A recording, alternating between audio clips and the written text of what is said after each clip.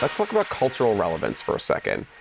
It's a topic that comes up a lot in industry conversations. It's kind of one of these terms that you think you know what it means, but everybody seems to have their own unique definition of what cultural relevance really means. So I'd love to get your take on the term and how it manifests in the work that you lead.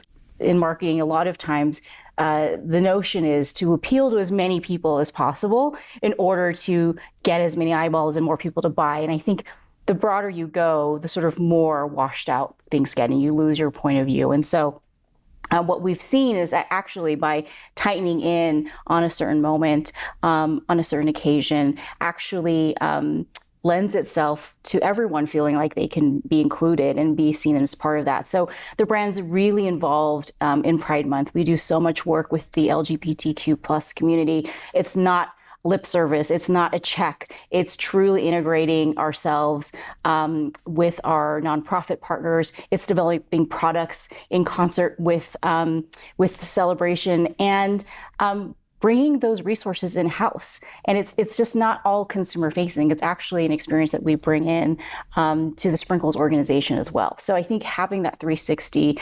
perspective creates relevance because you're living it. And when you're putting it out into the world, it's truly authentic. Gone are the days of it takes 18 months to kind of go from a creative brief to activation. And so a lot of the things that we're really experimenting with today is how can we better listen, uncover those insights, and then brief our teams to create content that can be meaningful, engaging, and that can be part of the conversation in an authentic way. And really understanding what the role of each of our brands play in different parts of culture, right? So I think it's an interesting time, and nobody's kind of quite completely figured it out yet.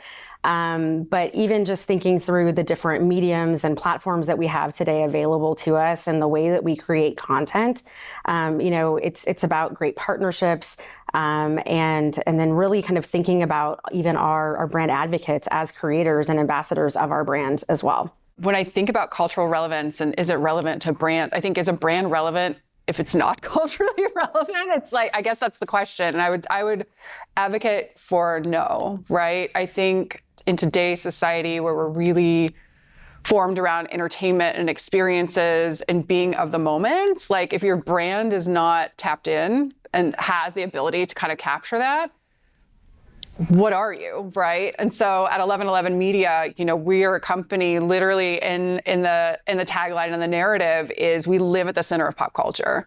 And it's really about taking pop culture and driving content, community, and commerce.